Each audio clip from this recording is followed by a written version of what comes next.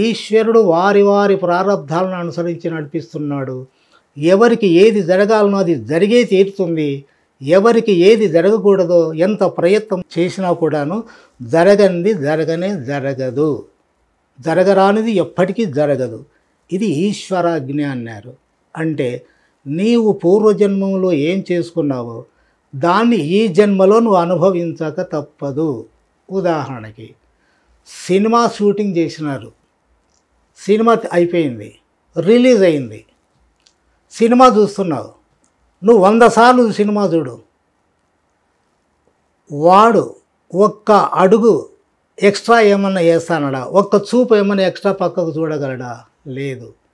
Cinema నువ్వు 1,00,000 సార్లు చూసినా సేమ్ అదే రకంగా ఉంటుంది, మార్పు లేదు. మన జీవితం కూడా అంతే. మనము చేసిన దాన్ని అనుభవించడానికి ప్రపంచంలోకి వచ్చాం. దీనికి కర్త లోపలనే ఉన్నాడు, చైతన్యం. అది నడిపిస్తూ ఉంది.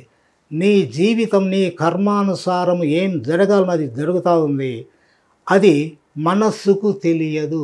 తెలుసుకోవడం అనేటువంటిది నీలో ఆ శక్తి లేదు. ఎందుకంటే మనసే జడం. అది ఎట్లా తెలుసుకుంటుందండి?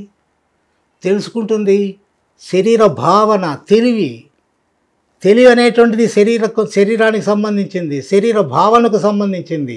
చైతన్యం కాదది. చైతన్యం లేదు. అందువలన అంతా కూడాను భ్రాంతి, మాయ.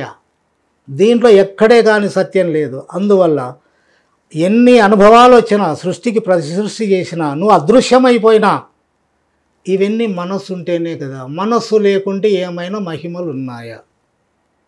లేవు. కాబట్టి మనస్సుకు సంబంధము లేని స్థితి చైతన్యం.